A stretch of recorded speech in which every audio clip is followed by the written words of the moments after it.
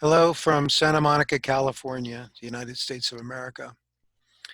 This is Dr. Gary Shapiro, President of the Orangutan Republic Foundation.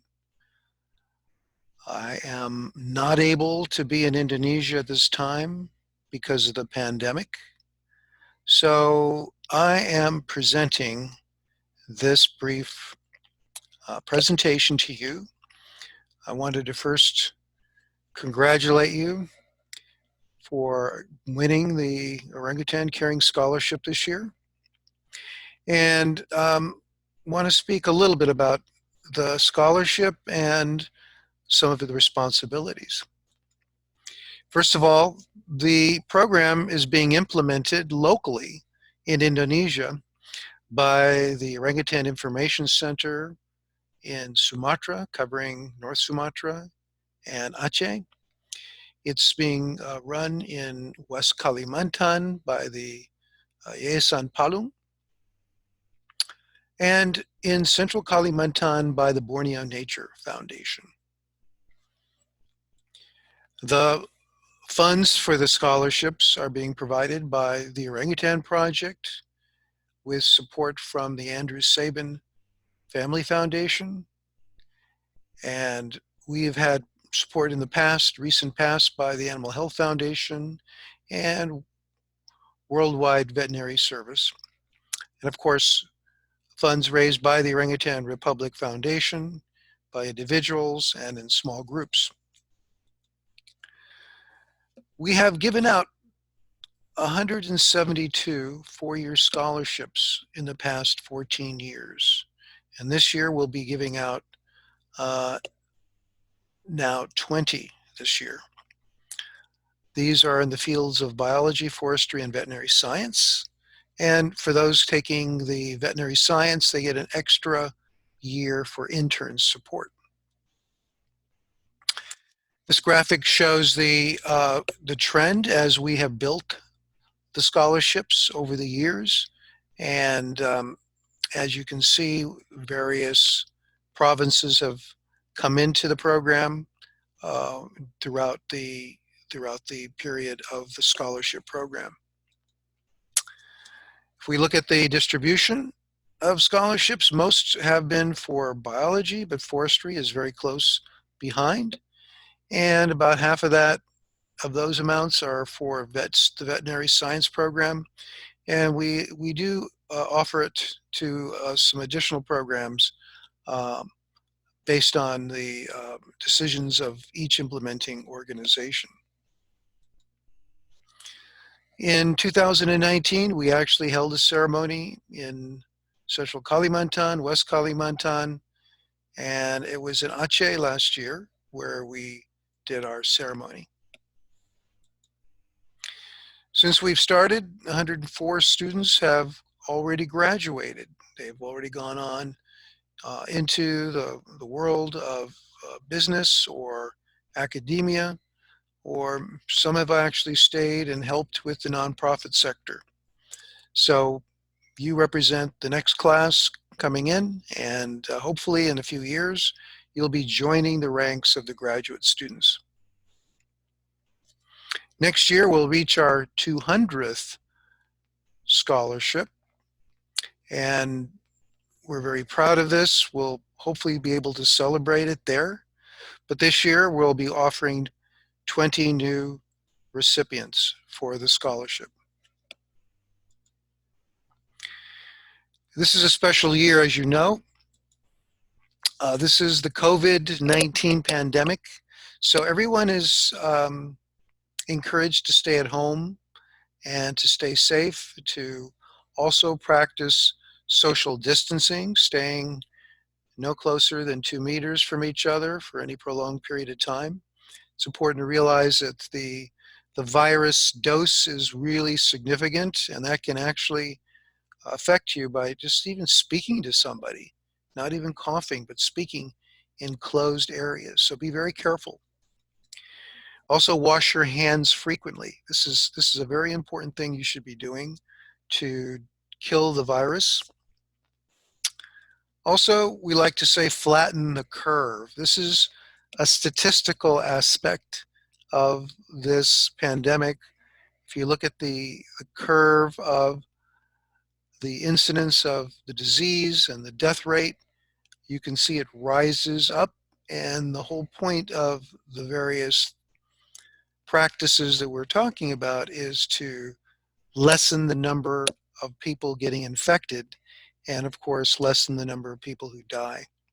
So we need to flatten the curve.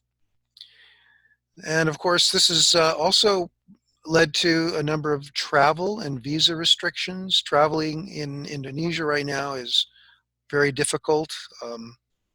Airlines don't fly now, and I'm not able to get a visa to come into Indonesia. So we're hoping that this will eventually be lifted and we'll be able to resume visitations to Indonesia.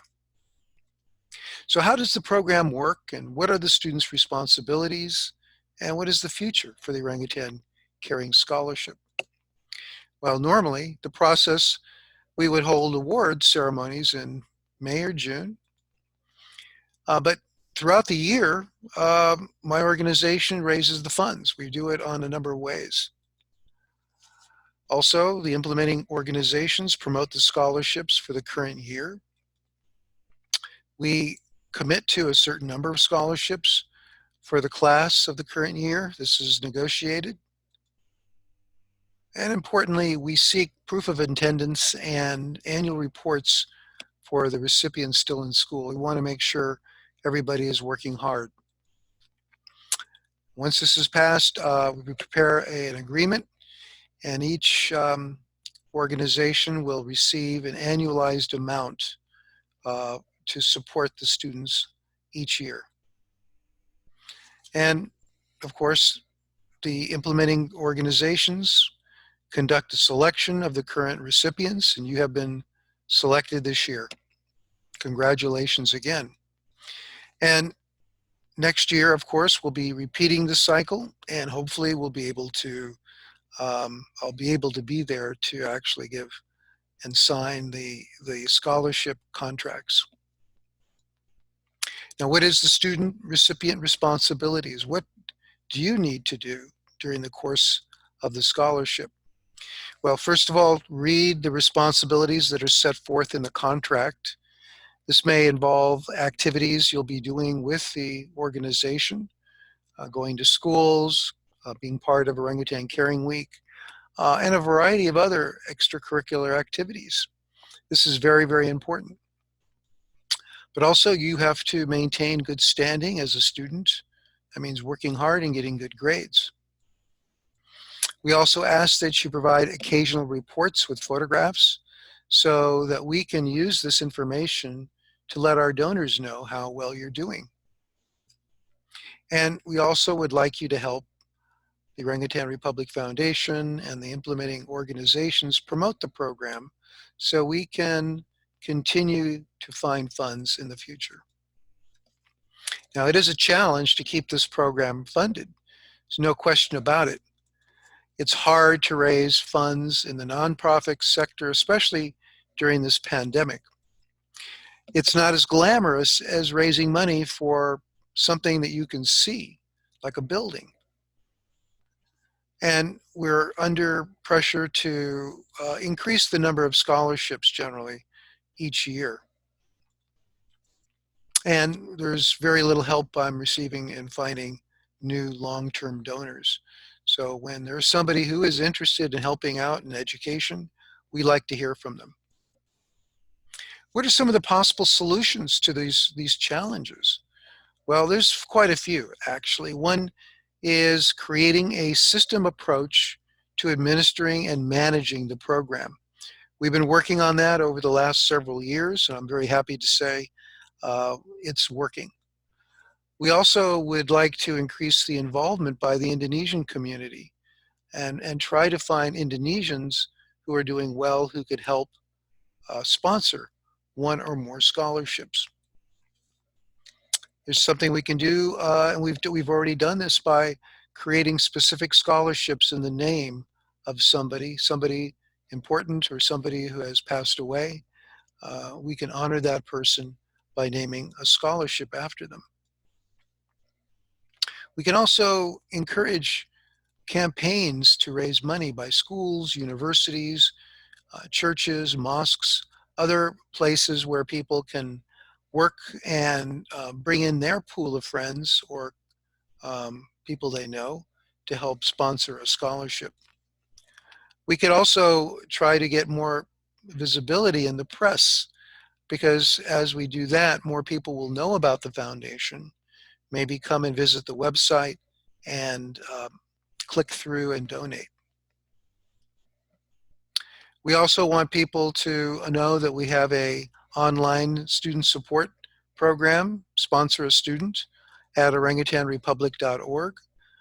This is one way we're working to try to raise money to help every student, and we encourage people to visit the website. Also, we're trying to promote the scholarship by the students and you. When you graduate, we would like you to continue to be involved in this to help provide scholarships for future students.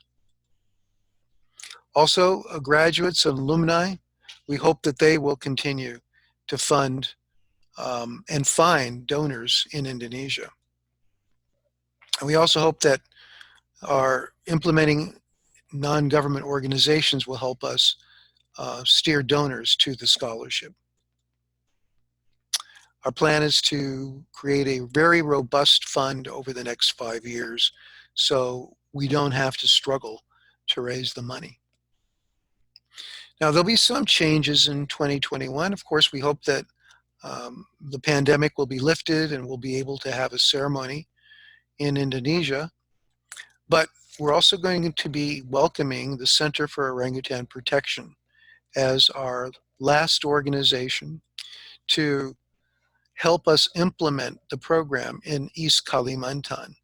I'm very excited about that, and we'll be able to actually now say that the scholarship is being offered throughout all the range provinces where wild orangutans live.